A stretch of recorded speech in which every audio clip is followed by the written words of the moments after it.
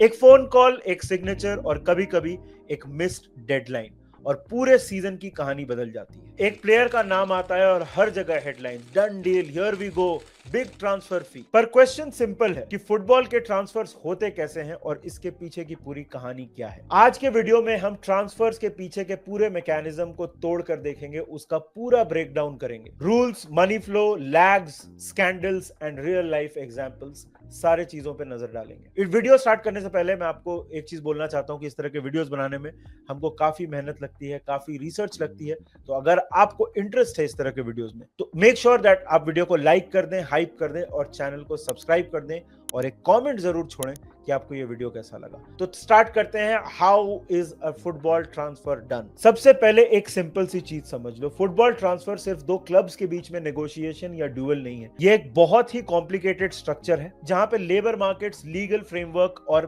Corporate accounting सारा कुछ मिलके आता है। क्लब्स प्लेयर्स को रजिस्टर करते हैं, प्लेयर्स अपने सर्विसेज ऑफर करते हैं यानी कि उनको बेचते हैं क्लब्स को, और इसके बीच में पावर और पैसा, ये सारा कुछ एक बहुत बड़ा पार्ट प्ले करता है। देखो, फुटबॉल में ट्रांसफर्स हमेशा से एग्जिस्ट करते आए हैं और जब से फुटबॉल है तब से ट्रांसफर्स हैं। पहले फुटबॉल ट्रांसफर्स और नेगोशिएशंस बहुत सिंपल होते थे। प्लेयर, मैनेजर, एजेंट भी इन्वॉल्व नहीं होते थे। प्लेयर और मैनेजर के बीच में अग्रीमेंट होता था बहुत ही सिंपल टर्म्स में। उनके पेमेंट टर्म्स क्या होंगे, उनके प्लेइंग कंडीशंस क्या होंगे, इनके ऊपर डिसीजन होता था और प्लेयर अपना नया क्लब ज्वाइन करता था। और मॉडर्न फुटबॉल में ट्रांसफर्स बदल गए साल 1995 में विद द बॉसमैन रूल। तो बॉसमैन रूलिंग क्या थी उसके ऊपर थोड़ी सी बात करते हैं। एक केस जिसने फुटबॉल का पावर बैलेंस हमेशा के लिए बदल के रख दिया। आज की दुनिया में जितने फ्री ट्रांसफर हुए हैं, Messi to PSG, Mbappe to Real Madrid, Trent Alexander Arnold to Real Madrid, ये सारे डायरेक्टली कहीं ना कहीं इस आदमी की वजह से हुए हैं। 1990 में एक बेल्जियन प्लेयर थे जिनका नाम था जॉन मार्क बॉसमैन, और उनका कॉन्ट्रैक्ट आरएफसी लीज नाम के क्लब के साथ खत्म हो गया था, लेकिन उनका क्लब उनको जाने के लिए अलाउ नहीं कर रहा था किसी और भी क्लब में। और उसका रीजन सिंपल था कि वो चाहते थे कि वो जब किसी नए क्लब में जाएं तो उनको उसके लिए पैसे मिले। ये बात यहाँ पे खत्म नहीं हुई, उन्होंने बॉसमैन की सैलरी भी कट कर दी और इस चीज को बॉसमैन ने ऑब्वियसली काफी अनफेयर पाया। बॉसमैन ने केस फाइल किया यूरोपियन कोर्ट ऑफ जस्टिस में और कहा कि ये वायलेशन है फ्रीडम ऑफ मूवमेंट का, जो हर यूरोपियन वर्कर का एक फंडामेंटल राइट है। 1995 में फाइनली कोर्ट का डिसीजन आता है और कोर्ट डिसीजन देती है बॉसमैन के फेवर में, और उसके बाद से ये रूल डिसाइड हो जाता है कि अगर एक प्लेयर का कॉन्ट्रैक्ट एग्जिस्टिंग क्लब में खत्म हो जाए तो वो नया club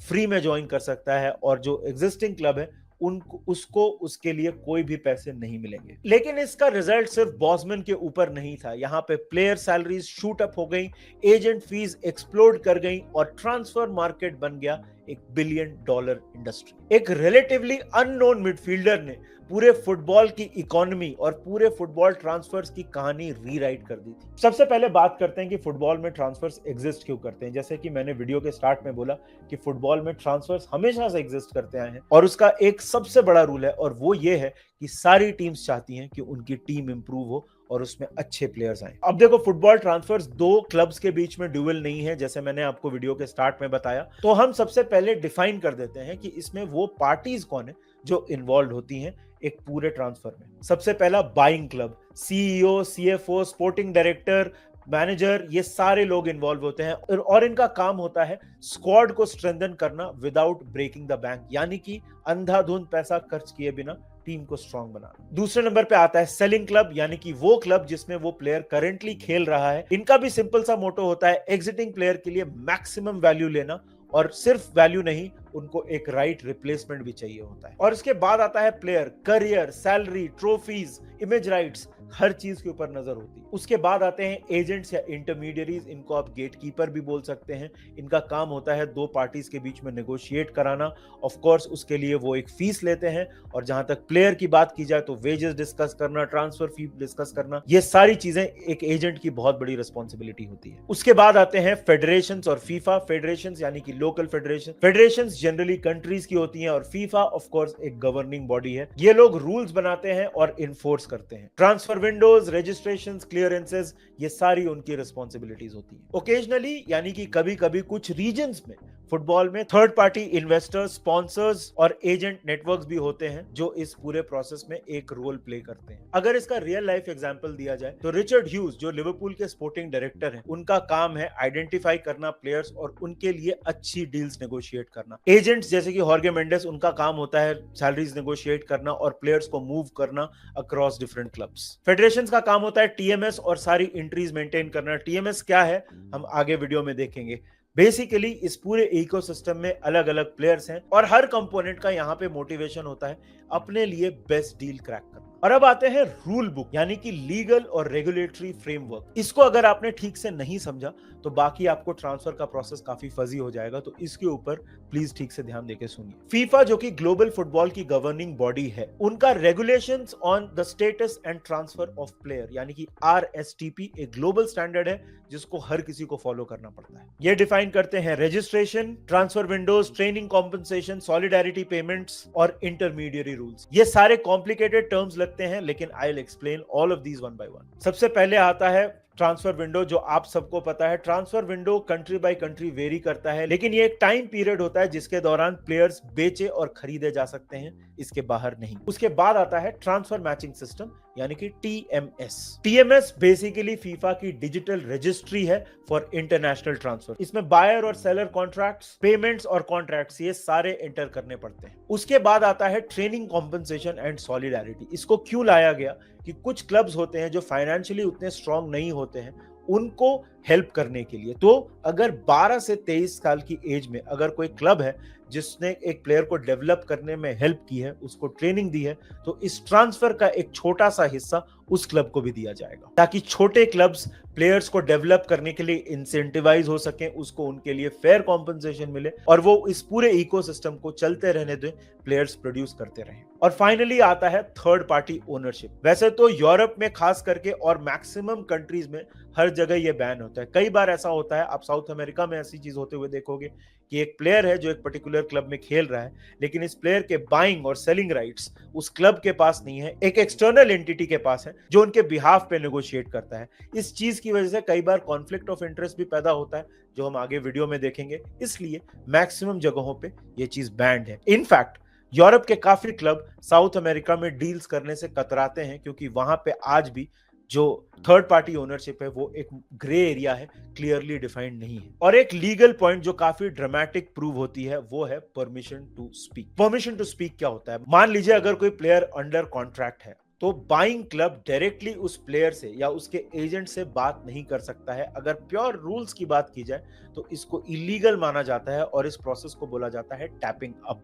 however in real life हम सबको पता है कि ये चीजें होती हैं और ये ग्रे रीजन है when it comes to transfers, और ओपनली इस चीज को कोई क्लब एडमिट नहीं करता, लेकिन सारे क्लब्स ड्यूरिंग कॉन्ट्रैक्ट भी काफी प्लेयर्स को क्लब्स अप्रोच करते हैं और उनसे बातें करते हैं अपने प्रोजेक्ट के बारे में। और अब हम देखते हैं the anatomy of a transfer, यानी कि स्टेप बाय स्टेप देखते हैं ट्रांसफर्स होते कैसे हैं। और स्टेप 1 की बात करते हैं तो वो है स्काउटिंग एंड नीड आइडेंटिफिकेशन। सब कुछ स्काउटिंग से शुरू होता है। हर फुटबॉल क्लब के पास स्काउट्स होते हैं जिनका काम होता है दुनिया भर में घूमना और फुटबॉल टैलेंट आइडेंटिफाई करना। फुटबॉल स्काउट्स के अलावा डेटा एनालिस्ट और परफॉर्मेंस टीम्स भी इन्वॉल्व होती हैं। अब ये हर क्लब की अलग अलग प्रेफरेंस होती है। कुछ क्लब्स प्योर डेटाबेस स्काउटिंग करते हैं, कुछ pure eye test based scouting करते हैं और कुछ क्लब्स इनका मिक्स भी ट्राई करते हैं। फॉर एग्जांपल अगर लिवरपूल की ही बात करें तो मोहम्मद साला, एंड्रू रॉबर्टसन, ये सारे एक मिक्स्ड मॉडल से आइडेंटिफाई किए गए थे। और वहीं पे बात अगर ब्राइटन की जाए तो कुछ प्लेयर्स जैसे कि मोइसेस काइसेडो, अलेक्सिस मैकलिस्टर,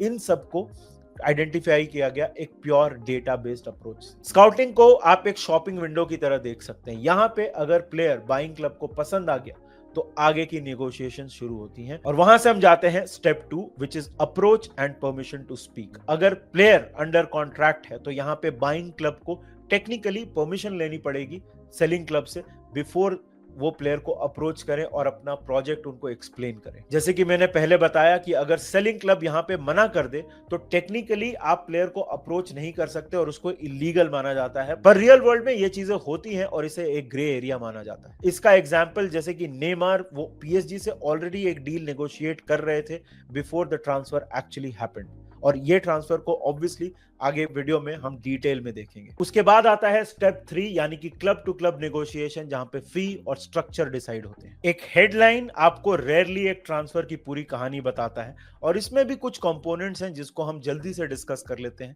किस तरह से पेमेंट्स दिए जाते हैं और पेमेंट के स्ट्रक्चर क्या क्या होते हैं। तो सबसे पहली चीज आती है लंपसम पेमेंट्स, यानी कि अगर एक प्लेयर की वैल्यू एक्स है तो बाइंग क्लब एक ही बार में पूरा का पूरा पैसा ऑफर करती है या उनको बोला जाता है कि आप पे करिए। उसके बाद आती है सबसे कॉमन चीज यानी कि इंस्टॉलमेंट्स, इसको एमोर्टाइजेशन भी बोलते हैं। मतलब अगर एक प्लेयर की वैल्यू 100 मिलियन है और आप 5 साल के पेमेंट के ऊपर उसको दे रहे हो तो आप हर साल 20 मिलियन की पेमेंट करोगे, ना कि एक बार में 100 मिलियन। उसके बाद आता है एड ऑन्स और परफॉर्मेंस रिलेटेड बोनसेस, और इसमें क्लब की परफॉर्मेंस, प्लेयर का परफॉर्मेंस सब कुछ मैटर करता है, गोल्स, क्लीन शीट्स और भी बहुत सारी चीजें। उसके बाद आते हैं सेल ऑन क्लॉजेस, और यहाँ पे बाइंग क्लब यानी कि उस क्लब ने जिस प्लेयर को खरीदा है अगर फ्यूचर में उसे कहीं और बेचें, उस फी का एक सर्टेन परसेंटेज उस क्लब से जहां से उन्होंने ये प्लेयर खरीदा है उसको पे करना पड़ेगा। और एक और चीज होती है बाई बैक क्लॉज, यानी कि अगर सेलिंग क्लब ने एक पर्टिकुलर प्लेयर को बेच दिया लेकिन अगर उसके कॉन्ट्रैक्ट में ये मेंशन्ड है कि एक पर्टिकुलर प्री अग्रीड अमाउंट अगर सेलिंग क्लब फ्यूचर में ऑफर करे तो सेलिंग क्लब को उस प्लेयर को वापस बाइंग क्लब को बेचना पड़ेगा। इसका एक एग्जांपल है जैरेल क्वांजा। जब लिवरपूल ने बायर लेवरकुसेन को जैरेल क्वांजा बेचा तो उन्होंने मेंशन किया कि फ्यूचर में अगर लिवरपूल जैरेल क्वांजा के पास जाती है तो एक प्री अग्रीड अमाउंट में लेवरकुसेन को जैरेल क्वांजा को वापस लिवरपूल को बेचना पड़ेगा। अगर कुछ रियल लाइफ एग्जांपल्स की बात की जाए तो जेडन सैंचो जब बोरुसिया डॉर्टमुंड से मैनचेस्टर यूनाइटेड गए थे, उनकी फी स्ट्रक्चर की गई थी अराउंड इंस्टॉलमेंट्स। जब जूड बेलिंगम ने बोरुसिया डॉर्टमुंड से रियल मैड्रिड ज्वाइन किया था तो उनके कॉन्ट्रैक्ट में परफॉर्मेंस रिलेटेड बोनसेस काफी थे। मतलब अगर वो कुछ चीजें अचीव करें तो बोरुसिया डॉर्टमुंड को उन चीजों के बेसिस पे भी एक्स्ट्रा पेमेंट्स मिलने वाले थे। अब यहाँ पे एक बहुत सिंपल सा सवाल सबके जहन में आएगा और वो ये होगा कि आखिर ऐसा किया क्यों जाता है, डील्स को इस तरह से स्ट्रक्चर क्यों किया जाता है। Football at the end of the day एक बिजनेस है और बिजनेस में एक बहुत इंपॉर्टेंट चीज होती है कैश फ्लो, यानी कि आप कितना पैसा कमा रहे हैं वर्सेस कितना पैसा खर्च कर रहे हैं। इंस्टॉलमेंट्स में जब आप पेमेंट्स को ब्रेक डाउन करते हो तो वो एक हेल्दी फाइनेंशियल सिचुएशन मेंटेन करने में हेल्प करता है। इसमें एमोर्टाइजेशन एक बहुत बड़ा पार्ट है और हमने इसके ऊपर एक डिटेल्ड वीडियो बनाया है जो आप यहाँ पे देख सकते हो समझने के लिए कि एमोर्टाइजेशन क्या है और कैसे काम करता है। हम आगे इस वीडियो में एमोर्टाइजेशन और उस वीडियो में डिस्कस किए गए काफी पॉइंट्स के बारे में और बातें करेंगे। बहरहाल आगे बढ़ते हुए हम बात करते हैं स्टेप 4 यानी कि प्लेयर नेगोशिएशन के बारे में, और इसमें प्लेयर के वेजेस यानी कि सैलरी, बोनसेस, इमेज राइट्स सब कुछ डिस्कस किया जाता है। इसको पूरे प्रोसेस का आप सेकंड नेगोशिएशन मान सकते हैं। अगर बाइंग क्लब ने सेलिंग क्लब के साथ एक बार फी अग्री कर ली तो उसके बाद उनको बैठना पड़ता है प्लेयर और उसके एजेंट के साथ, और यहाँ पे डिफाइन किया जाता है कि प्लेयर की सैलरी क्या होगी, किस तरह से सैलरी पे की जाएगी, उनके बोनसेस क्या होंगे, उनका रोल क्या होगा एक उस टीम में, और कैसे मैनेजर देखता है इस प्लेयर को अपनी टीम में।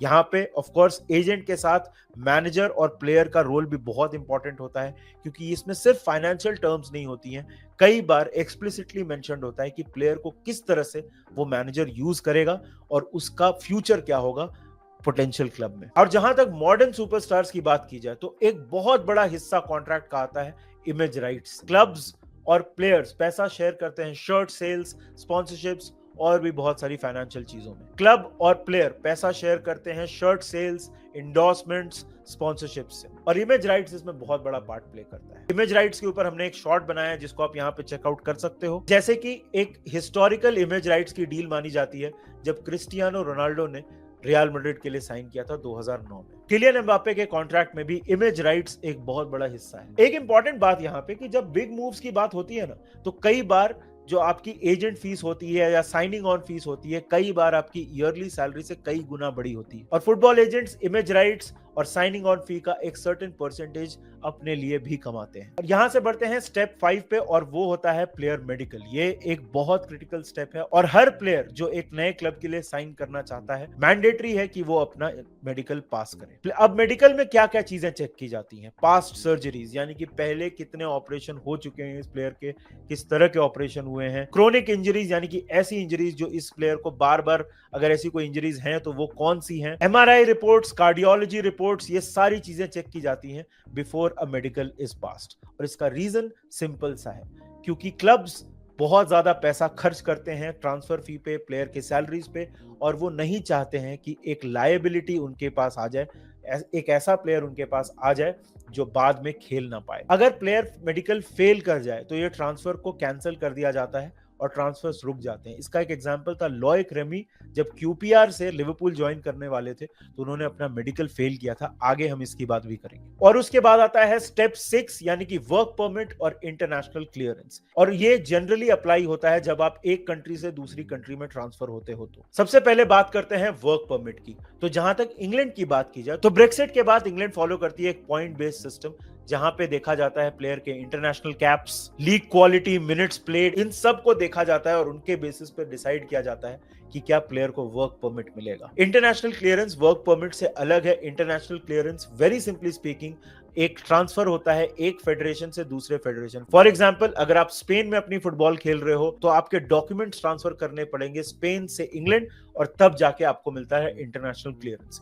वर्क परमिट और इंटरनेशनल क्लियरेंस दो अलग अलग चीजें हैं, please keep that in mind. और उसके बाद आता है स्टेप 7, पेपर वर्क, टीएमएस और डेडलाइंस। और ये टिपिकली वो चीजें हैं जो हमने डेडलाइन डे ड्रामा में बहुत बार देखी। इंटरनेशनल ट्रांसफर्स यानी कि अगर कोई ऐसा प्लेयर है जो एक कंट्री के लीग से दूसरे कंट्री के लीग में जा रहा है, उनके लिए एक बहुत क्रिटिकल चीज है कि जो कॉन्ट्रैक्ट के डॉक्यूमेंट्स होते हैं वो बाइंग क्लब और सेलिंग क्लब दोनों को टीएमएस यानी कि फीफा टीएमएस में अपलोड करने पड़ते हैं टाइम के विद इन, और दोनों मैच होने चाहिए। अगर आपने विद इन टाइम ये दोनों डॉक्यूमेंट्स अपलोड नहीं किए या फिर अपलोड किए और ये मैच नहीं हुए तो ट्रांसफर्स कैंसिल हो जाते हैं। इसका एक बहुत हाई प्रोफाइल एग्जांपल है डेविड डेहेया का, जो 2015 में मैनचेस्टर यूनाइटेड से रियल मैड्रिड ट्रांसफर होने वाले थे। उन्होंने सारी फॉर्मेलिटी पूरी कर दी थी, बट एक फैक्स देरी से आया जिसकी वजह से ये ट्रांसफर रुक गया। उसके बाद आता है स्टेप 8 यानी कि गारंटीज, लेटर्स ऑफ क्रेडिट और एस्क्रो। अब सुनने में ये बहुत कॉम्प्लिकेटेड बड़े बड़े टर्म्स लगेंगे, लेकिन चलिए इसको सिंप्लीफाई करते हैं। जब बिग फीस की बात होती है ना, जो ट्रांसफर आजकल हो चुका है, बाइंग और सेलिंग क्लब्स दोनों को गारंटीज चाहिए होती हैं, खास करके सेलिंग क्लब्स को। तो अगर इसको सिंपल भाषा में समझाया जाए तो सेलिंग क्लब को गारंटीज चाहिए होती हैं कि आपने जो कॉन्ट्रैक्ट अग्री किया है, आपने जो टर्म्स ऑफ पेमेंट अग्री किए हैं, वो बाइंग क्लब ऑनर करेगा, उनको वो पैसे मिलेंगे। ये चीजें कैसे गारंटी की जाती हैं? बैंक्स देते हैं गारंटीज, या लेटर ऑफ क्रेडिट या एस्क्रो अकाउंट्स के थ्रू ये सारी चीजें की जाती है। Across Europe, across most countries, top level deals में ये स्टैंडर्डाइज्ड है, यानी कि सेम प्रोसेस फॉलो किया जाता है ताकि कहीं पे कोई डिस्क्रिपेंसी यानी कि रूल से बहुत ज्यादा हटके आपको एग्जांपल्स देखने को नहीं मिले और प्रॉब्लम्स क्रिएट नहीं हो। आखिरी स्टेप यानी कि step 9 is the announcement of the player. यहाँ पे मार्केटिंग, फाइनेंस सब एक बहुत बड़ा रोल प्ले करते हैं। कुछ क्लब्स ऐसे होते हैं जो सारा प्रोसेस खत्म होने के बाद इमीडिएटली अनाउंस कर देते हैं। अब कुछ क्लब्स वेट भी करते हैं, इमीडिएटली अनाउंस नहीं करते हैं, और उसके पीछे दो बड़े रीजन होते हैं। सबसे पहला रीजन फाइनेंशियल है। कई बार क्लब्स वेट करते हैं फाइनेंशियल क्वार्टर एंड या स्टार्ट होने का या स्पॉन्सर पेमेंट्स किक इन करने का, और जैसे ही ये होता है वो ट्रांसफर अनाउंस कर देते हैं। और कई बार पीआर रिलेटेड भी होता है। कुछ क्लब्स फैंस में एक्साइटमेंट बिल्ड करने के लिए या फिर एक नैरेटिव बिल्ड करने के लिए भी वेट करते हैं और फाइनली प्लेयर को अनाउंस करते हैं। जैसे नेमार के केस में ये पीआर रिलेटेड था,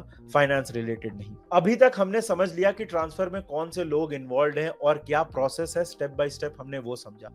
अब थोड़ी बात करते हैं अकाउंटिंग की, थोड़ी बात पैसे की करते हैं, क्योंकि मॉडर्न फुटबॉल ट्रांसफर्स में money is a very critical part. Accounting इतना क्रिटिकल यानी कि इतनी जरूरी चीज क्यों है? क्योंकि फुटबॉल फाइनेंस में डबल एंट्री का खेल होता है। ट्रांसफर फी को कैपिटलाइज किया जाता है एक इंटैंजिबल एसेट के तौर पे और उसको एमोटाइज किया जाता है ओवर अ कॉन्ट्रैक्ट लेंथ। जैसे कि मैंने आपको पहले बताया, इसके ऊपर एक डिटेल्ड वीडियो है, वो आप जाके चेकआउट कर सकते हो, मैं डिस्क्रिप्शन में भी उसका लिंक डाल दूंगा। बट अगर सिंपल भाषा में आपको समझाया जाए, मान लो किसी क्लब ने 60 मिलियन यूरो में एक प्लेयर खरीदा 5 साल के कॉन्ट्रैक्ट पे, तो आप क्या करोगे? आप हर साल 12 मिलियन की पेमेंट करोगे सेलिंग क्लब को। इस कॉन्सेप्ट को कहते हैं एमोटाइजेशन। यूरोपियन फुटबॉल की गवर्निंग बॉडी यानी कि रूल्स बनाने वाली बॉडी जो है उसका नाम है यूएफा, और उनका एक रूल है, अगर अगेन इसको बहुत सिंपल भाषा में समझाया जाए तो उनका एक रूल है, आपको लॉसेस लिमिट करने पड़ेंगे। मतलब आप एक सर्टेन पीरियड में एक पर्टिकुलर अमाउंट ऑफ लॉस ही दिखा सकते हो। लेकिन फुटबॉल क्लब्स ने भी इस रूल के ऊपर रिस्पॉन्ड किया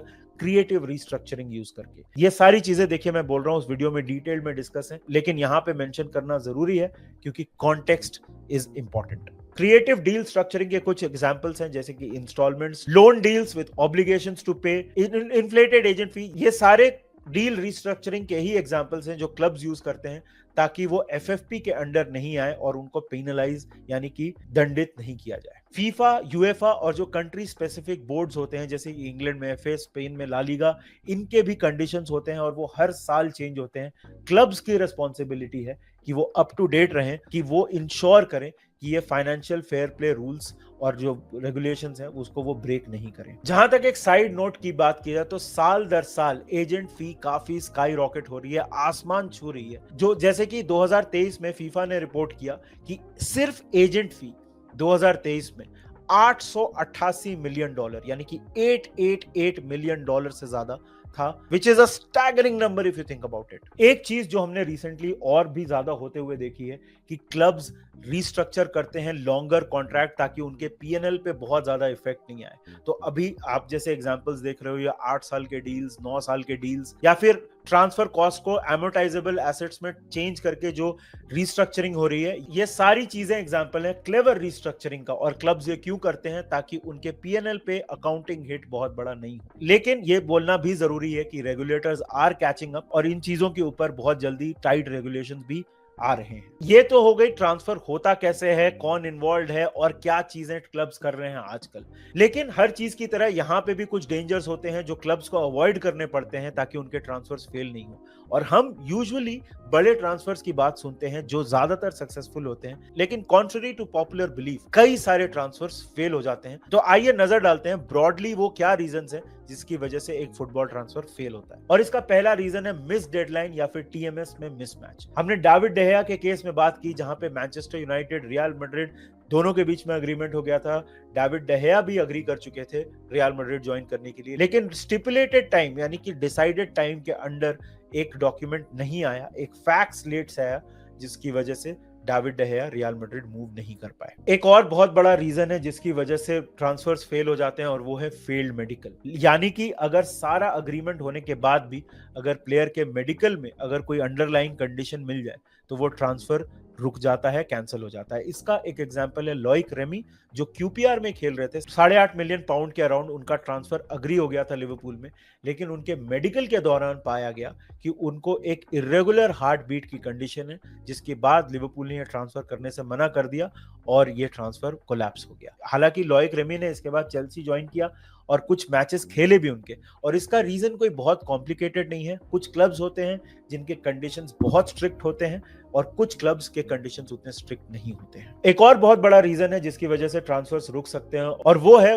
वर्क परमिट रिफ्यूजल। और इसके दो एग्जांपल्स हैं। पहला डेनियल्सन, जब 2006 में ब्राजील से आर्सेनल ज्वाइन करने वाले थे। डेनियल्सन जो कि एक ब्राजीलियन इंटरनेशनल थे, उनका वर्क परमिट डिनाई कर दिया गया था और उसका रीजन ये दिया गया था कि उन्होंने ब्राजील के लिए इनफ नंबर ऑफ मैचेस और इनफ नंबर ऑफ मिनट्स नहीं खेले हैं। आर्सेनल ने इसका अपील किया और बोला कि ये एक्सेप्शनल टैलेंट है, इसलिए इनका ट्रांसफर अलाउ होना चाहिए। अपील सक्सेसफुल हुई और ये ट्रांसफर फाइनली हो गया। एक और उसका एग्जांपल है विलियन बोर्जेस, जब शाख्तार ज्वाइन करने वाले थे ब्राजील से, उसके लिए भी सेम रीजन दिया गया कि इनके पास इनफ मिनट्स नहीं है कि इनको वर्क परमिट दिया जाए, जब वो यूक्रेन में शाख्तार दोनेत्स्क ज्वाइन करना चाहते थे। इवेंचुअली शाख्तार ने अपील जीती और ये ट्रांसफर हुआ। लेकिन इससे आपका टेक अवे क्या है कि कई बार टैलेंट इज नॉट इनफ। बहुत सारी चीजें जैसे कि लॉ, इंटरनेशनल मिनट्स, कितने मैचेस खेले हैं, ये सारी चीजें भी एक बहुत इंपॉर्टेंट पार्ट प्ले करती है। अनदर रीजन जिसकी वजह से ट्रांसफर्स रुक सकते हैं और वो है ट्रांसफर एम्बार्गोज यानी कि बैन्स। कई बार रूल्स को फॉलो नहीं करने की वजह से क्लब्स के ऊपर बैन लगा दिया जाता है जहां पे वो नए प्लेयर्स को रजिस्टर नहीं कर सकते हैं। फॉर एग्जांपल 2019 में चेल्सी के ऊपर 2 ट्रांसफर विंडो का बैन लगाया गया था जहां पे वो नए प्लेयर्स को रजिस्टर नहीं कर पा रहे थे। चेल्सी ने उसको अपील किया और बाद में इसको रिड्यूस करके 1 विंडो का बैन बना दिया गया। टिपिकली जो फाइनेंशियली छोटे क्लब्स होते हैं उनके लिए ये बहुत बड़ा प्रॉब्लम क्रिएट कर सकता है, क्योंकि आपका रीबिल्ड कई सालों से सेटबैक हो सकता है। और फाइनली जहां तक हम ट्रांसफर्स की बात करें तो इसमें एक चीज और है और वो है एजेंट कन्फ्लिक्ट और डबल रिप्रेजेंटेशन। इसका एक एग्जांपल था जब पॉल पॉगबा यूवेंटस में अपनी फुटबॉल खेल रहे थे और मैनचेस्टर यूनाइटेड ज्वाइन करना चाहते थे, तो उनको रिप्रेजेंट कर रहे थे मीनो रायोला। अब यहाँ पे कॉम्प्लिकेटेड चीज क्या थी कि मीनो रायोला नॉट जस्ट पॉल पॉगबा बल्कि यूवेंटस को भी और मैनचेस्टर यूनाइटेड को, इन तीनों पार्टीज को रिप्रेजेंट कर रहे थे। और ऐसा एलेज किया जाता है, ऐसा बोला जाता है इस पूरे ट्रांसफर डील ने मीनो रायोला ने as an agent 40 million euro से ऊपर की फीस कमाई। इसके बाद इसके ऊपर काफी डिबेट्स हुए, काफी कॉन्फ्लिक्ट ऑफ इंटरेस्ट का कॉन्वर्सेशन आया था और फीफा ने इसके बाद रेगुलेशंस को टाइटन कर दिए और कंपलसरी बना दिया कि अगर आप एक एजेंट हो तो आपको नेगोशिएशन स्टार्ट करने से पहले डिक्लेयर करना पड़ेगा कि आप किसको रिप्रेजेंट करते हो। अब हम इससे आगे बढ़ के कुछ रियल लाइफ एग्जांपल्स की बात करते हैं। जब हम ट्रांसफर्स की बात करते हैं तो we have to talk about certain big money transfers, कुछ ऐसे ट्रांसफर्स जो एरा डिफाइनिंग थे और उन्होंने पूरी दुनिया, जहां तक ट्रांसफर्स की बात की जाए, चाहे वो पॉलिटिकल एंगल से हो, चाहे वो मार्केटिंग एंगल से हो, चाहे वो स्पोर्टिंग एंगल से हो, पूरी दुनिया बदल के रख। देखिए, वैसे तो काफी हाई प्रोफाइल ट्रांसफर्स हैं, सबको कवर करना पॉसिबल नहीं है, लेकिन मॉडर्न एरा के 3 बड़े ट्रांसफर्स की बात करते हैं इस वीडियो में, जिन्होंने मेरे ख्याल से बहुत कुछ बदल के रख दिया। और जब हम ऐसे ट्रांसफर्स की बात करते हैं जिन्होंने दुनिया बदल दी, तो we have to talk about one transfer and that was Luis Figo from Barcelona to Real Madrid. साल था 2000, फुटबॉल की दुनिया बदल रही थी और इस बदलती फुटबॉल की दुनिया का पोस्टर बॉय था एक प्लेयर जिसका नाम था Luis Figo. Luis Figo Barcelona के कैप्टन थे, world's best midfielder, fan favourite और कैटलोनिया की शान। फिर एक दिन एक ऐसी न्यूज आती है जिसको इनिशियली किसी ने सीरियसली नहीं लिया। उनके आर्क राइवल और शायद मुझे सबसे बड़े एनिमी बोलना चाहिए, रियल मैड्रिड के प्रेसिडेंशियल इलेक्शंस होने वाले थे और एक बिजनेसमैन जिसका फुटबॉल से कोई बहुत ज्यादा लेना देना था भी नहीं, फ्लोरेंटिनो पेरेज, वो कहते हैं कि अगर मैं इलेक्शन जीता तो लुइस फिगो को मैं रियल मैड्रिड प्लेयर बना दूंगा। ये एक बहुत ही आउटरेजियस स्टेटमेंट था। आप सोच के देखो, अगर मॉडर्न कॉन्टेक्स्ट में इसको बोला जाए तो कितना रिडिकुलस साउंड करेगा ये। To be fair, Real Madrid fans ने सोचा कि ये तो पब्लिसिटी स्टंट है, बार्सिलोना के प्रेसिडेंट ने सोचा कि ये तो इम्पॉसिबल है, लेकिन फ्लोरेंटिनो पेरेज के पास एक सीक्रेट वेपन था, ऐसा अलेज किया जाता है और वाइडली एक्सेप्टेड है, हालांकि सारे लोग इस चीज को नहीं मानते हैं, कि फ्लोरेंटिनो पेरेज ने लुइस फिगो के एजेंट के साथ एक डील साइन कर ली थी। अगर फ्लोरेंटिनो पेरेज ये इलेक्शन जीतते हैं तो लुइस फिगो ज्वाइन करेंगे रियल मैड्रिड, और अगर वो ऐसा नहीं करते हैं तो लुइस फिगो को अपने खुद के पॉकेट से देने पड़ेंगे 30 मिलियन यूरोस, जो कि साल 2000 में एक आई वाटरिंग फिगर था, बहुत ही ज्यादा हाई अमाउंट था। रिजल्ट तो आप सबको पता है, फ्लोरेंटिनो पेरेज ये इलेक्शन जीत जाते हैं और लुइस फिगो फंस जाते हैं एक कश्मकश में। फाइनली ये ट्रांसफर अग्री होता है, Luis Figo Real Madrid join कर लेते हैं बार्सिलोना से। 62 मिलियन यूरोस के आसपास की फीस थी, जो उस टाइम पे वर्ल्ड रिकॉर्ड था। बार्सिलोना फैंस ने अंडरस्टैंडेबली इसको सबसे बड़ा बिट्रेयल माना और अगले एल क्लासिको में लुइस फिगो जब कैंप न्यू में एक कॉर्नर लेने गए तो उनके ऊपर the famous pig head being thrown, वो कहानी हुई थी। उसके अलावा भी बहुत ज्यादा अब्यूज, बहुत ज्यादा हॉस्टिलिटी का उनको सामना करना पड़ा और आज तक स्पोर्टिंग हिस्ट्री में इसको सबसे बड़ा बिट्रेयल माना जाता है। देखिए, रियल मैड्रिड और बार्सिलोना के बीच में जो राइवलरी है वो पॉलिटिकल है, काफी इंटेंस है, वो ऑलरेडी काफी बिटर राइवलरी थी, लेकिन इस ट्रांसफर ने उसमें एक नए लेवल का विट्रियोल, एक नए लेवल का पॉइजन ऐड कर दिया। लेकिन इस ट्रांसफर में बिट्रेयल के अलावा एक और चीज थी और वो था फ्लोरेंटिनो पेरेज का जीनियस। ये था मॉडर्न एरा में रियल मैड्रिड के गैलाक्टिकोस एरा का बर्थ। फिगो, बेकहम, जिदान, R9, ये सारे प्लेयर्स ने ज्वाइन किया और रियल मैड्रिड बन गया फुटबॉल की दुनिया का हॉलीवुड। फिगो का मूव सिर्फ एक बिट्रेयल नहीं था, यह था फुटबॉल के ग्लोबल रेवोल्यूशन का मॉडर्न टाइम में एक स्टार्टिंग पॉइंट। एक ऐसी डील जहां पे पॉलिटिक्स, पैसा और मार्केटिंग तीनों ने मिलकर इसको एक कॉर्पोरेट डील बना दिया। फिगो ने क्लब बदला, लेकिन उस दिन फुटबॉल भी हमेशा के लिए बदल गया। और अगर Figo was all about power play, politics and money, this was all about marketing and commerce. साल था 2009, मैनचेस्टर यूनाइटेड में क्रिस्टियानो रोनाल्डो ऑलरेडी स्टार बन चुके थे, चैंपियंस लीग जीत चुके थे, एक बैलन डोर था उनके पास, 3 प्रीमियर लीग टाइटल्स थे, लेकिन उनके मन में पनप रहा था एक सपना और वो था रियल मैड्रिड ज्वाइन करने का। फ्लोरेंटिनो पेरेज ने अपनी सेकंड प्रेसिडेंसी के साथ एक और रेवोल्यूशन स्टार्ट किया, गैलाक्टिकोस 2.0, और क्रिस्टियानो रोनाल्डो इस रेवोल्यूशन के सेंटर पीस थे। ट्रांसफर फीस था अराउंड 80 मिलियन पाउंड, यानी कि 94 मिलियन यूरोस के आसपास, जो कि उस टाइम पे वर्ल्ड रिकॉर्ड था। पर अकॉर्डिंग टू मेनी रिपोर्ट्स ये डील 2008 में ही अग्री हो गई थी। ये कॉन्वर्सेशन हो चुका था रियल मैड्रिड और क्रिस्टियानो रोनाल्डो के बीच में, जहां पे उन्होंने एक्सप्रेस किया था कि वो रियल मैड्रिड ज्वाइन करना चाहते हैं। और कई रिपोर्ट्स के हिसाब से तो क्रिस्टियानो रोनाल्डो ने मैनचेस्टर यूनाइटेड को भी ये क्लियर कर दिया था कि वो अगले साल रियल मैड्रिड ज्वाइन करना चाहते हैं। Again according to many reports यहाँ पे डील ऐसी थी कि एक साल स्पोर्टिंग पे फोकस करेंगे और फाइनली क्रिस्टियानो रोनाल्डो ने ट्रॉफीज जीती, चैंपियंस लीग और प्रीमियर लीग, और उनको फाइनली मिल गया अपने करियर का सबसे बड़ा मूव। देखिए फील्ड पे तो क्रिस्टियानो रोनाल्डो ने परफॉर्म किया ही,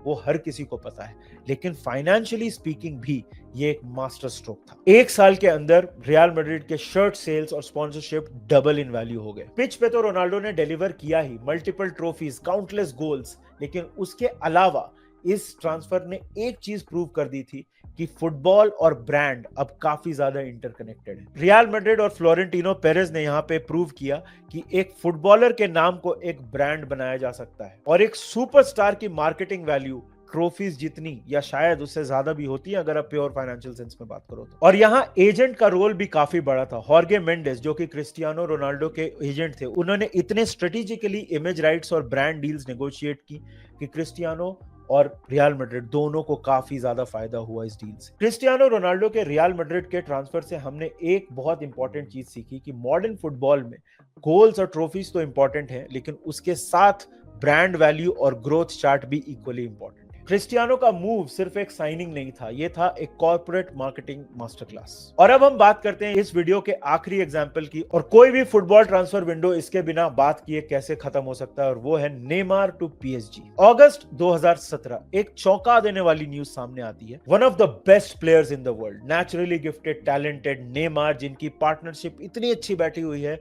लियोनेल मेसी के साथ, सुआरेज के साथ, वो बार्सिलोना छोड़ देंगे और पीएसजी ज्वाइन करेंगे। इस खबर ने सबको हिला के रख दिया, लेकिन ये डील इतनी सिंपल नहीं थी। स्पेन के लॉ के हिसाब से हर प्लेयर के कॉन्ट्रैक्ट में एक रिलीज क्लॉज डालना मैंडेटरी है। रिलीज क्लॉज आपको अगर बहुत सिंपली मैं समझाऊं तो अगर एक प्लेयर के कॉन्ट्रैक्ट में एक सर्टेन वैल्यू लिखी हुई है और कोई क्लब सामने से आके वो वैल्यू उस प्लेयर के लिए ऑफर करता है, तो सेलिंग क्लब यानी कि इस केस में बार्सिलोना मना नहीं कर सकता। हालांकि release clause vis-a-vis Spain के रूल्स थोड़े कॉम्प्लिकेटेड हैं, इसको हमने एक शॉर्ट में एक्सप्लेन किया जो आप यहां पे देख सकते हो। नेमार का रिलीज क्लॉज था 222 मिलियन यूरोस। 2017 में यह इतना हाई फिगर था कि बार्सिलोना ने सोचा कि कोई भी क्लब फ्यूचर में आके इसको एक्टिवेट नहीं करेगा। यह चीज एक डिटरेंट के रूप में देखी जा रही थी कि आपको अगर खरीदना है तो आपको इतने ज्यादा पैसे देने पड़ेंगे कि कोई भी नहीं देगा। लेकिन पीएसजी के कतारी ओनर्स ने यहां पे एक ऐसा मूव किया जिसने हमेशा के लिए फुटबॉल को बदल दिया। ऑफिशियली पीएसजी डायरेक्टली ये पैसा ऑफर नहीं कर सकती थी बार्सिलोना को,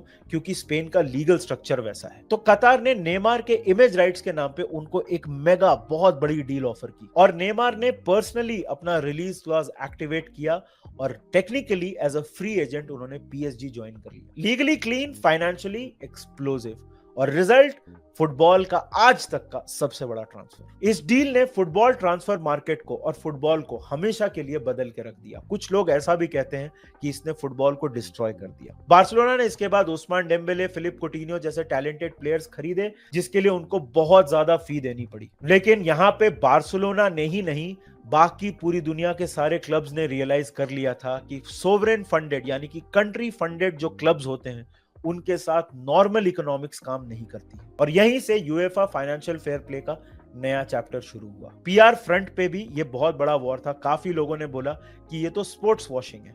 पीएसजी के ओनर्स ने कहा नहीं, ये एम्बिशन है। लेकिन एक चीज क्लियर हो चुकी थी कि नेमार के ट्रांसफर की वजह से फुटबॉल हमेशा के लिए बदल चुका था। एक डील जहां पे एक नंबर 222 मिलियन, उसने पूरे मार्केट की ग्रेविटी ही बदल के रख दी। देखिए इसके अलावा भी काफी हाई प्रोफाइल डील्स हैं, जैसे Virgil van Dijk and Alisson to Liverpool, Florian Wirtz to Liverpool, Isak to Liverpool, Declan Rice to Arsenal, Moises Caicedo to Chelsea, Harry Maguire to Manchester United. ये सारे फाइनेंशियली बहुत बड़े deals हैं, लेकिन हम इन सब के बारे में बहुत डिटेल में बात नहीं कर सकते, अदरवाइज ये वीडियो बहुत लंबी हो जाएगी। So let's move forward. और जहां तक लेटेस्ट ट्रेंड्स की बात की जाए जो अभी पिछले 2-3 सालों में हमको देखने को मिला है, तो वो है बड़े सुपरस्टार्स का फ्री में मूव करना।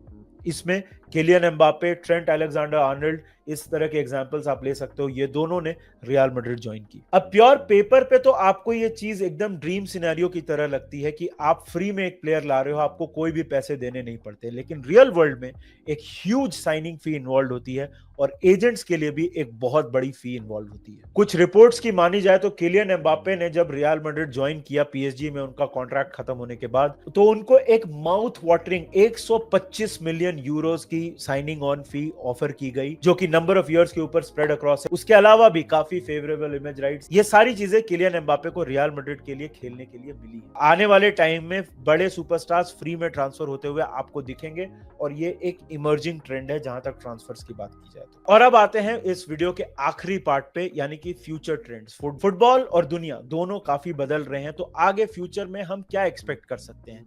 बिग सुपरस्टार्स ऑन फ्री, ये एक ट्रेंड हमने इमर्ज होते हुए देखा है, लेकिन उसके अलावा भी 2-3 चीजें हैं जो मोस्ट लाइकली फ्यूचर में आपको दिख सकती हैं। उसमें एक बहुत बड़ा पार्ट होगा एआई का। एआई बेस्ड स्काउटिंग ऑलरेडी कुछ लेवल पे स्टार्ट हो चुकी है और आने वाले टाइम में आपको काफी बड़े क्लब्स इसको अडॉप्ट करते हुए दिखेंगे, जहां पे आर्टिफिशियल इंटेलिजेंस का यूज किया जाएगा प्लेयर्स को स्काउट करने के लिए और टैलेंटेड प्लेयर्स को आइडेंटिफाई करने के लिए। रेगुलेटर्स जैसे FIFA, UEFA, Premier League, La Liga, ये अपने रेगुलेशंस को और भी टाइट करेंगे और क्लब्स की तरफ से हमको देखने को मिलेगी और भी ज्यादा creative accounting. So watch out for new accounting trends. Blockchain और डिजिटल एंट्रीज आपके टीएमएस यानी कि ट्रांसफर मैचिंग सिस्टम को और भी ज्यादा ट्रांसपेरेंट बना सकते हैं। ये भी एक बहुत बड़ा इमर्जिंग ट्रेंड होने वाला है इन द नियर फ्यूचर। और जहां तक सप्लाई डिमांड डायनेमिक्स की बात की जाए कि कहां पे पैसा है और कहां पे डिमांड है, तो नए लीग्स इमर्ज हो रहे हैं। ऑलरेडी हम देख रहे हैं सऊदी लीग इमर्ज हुआ है, एमएलएस अब काफी स्ट्रांग हो रहा है, तो फ्यूचर में भी आपको ऐसे लीग्स में काफी प्लेयर मूव करते हुए और बिग मनी मूव्स के साथ मूव करते हुए शायद दिख सकते हैं। तो इस वीडियो का फाइनल टेक अवे क्या है? तो जब आप एक फुटबॉल ट्रांसफर होते हुए देखते हो तो इसमें सिर्फ प्लेयर का टैलेंट और 2 क्लब्स की जरूरत ये नहीं। 2025 में फुटबॉल बन चुका है पॉलिटिक्स, स्पोर्ट, लॉ, फाइनेंस और ह्यूमन एम्बिशन का एक कैरियर, और इन सारी चीजों को डिनोट करता है एक football transfer when it comes to this modern era. And if you look deeper तो आपको काफी लेयर्स दिखेंगे, सिर्फ हेडलाइंस नहीं। तो अगर आपको ये डीप डाइव पसंद आया तो मुझे प्लीज कमेंट सेक्शन में बताइए। मैं और भी एक्सप्लेनर वीडियोस बनाऊंगा। जैसे कि मैंने वीडियो के स्टार्ट में बोला, इस तरह के वीडियोस बनाने में काफी मेहनत लगती है। नॉट जस्ट मी बट 2-3 लोगों की टीम काम करती है, और उन सब की मेहनत को आप कैसे सपोर्ट कर सकते हो? आपको कोई पैसे नहीं खर्च करने, आपको सिर्फ वीडियो को लाइक करना है, हाइप करना है, चैनल को सब्सक्राइब करना है और एक कमेंट छोड़ना है कमेंट सेक्शन में। मैंने कुछ ट्रांसफर्स की बात की, तो अगर आप ऐसे वीडियोस देखना चाहते हो जहां पे मैं डीप डाइव करूं उन ट्रांसफर्स के ऊपर और डिस्कशन करूं कि ये ट्रांसफर्स हुए कैसे और उसके इफेक्ट्स क्या थे, let me know in the comment section. मिलते हैं नेक्स्ट वीडियो में, तब तक keep supporting us, keep watching the game and please don't believe just the headlines.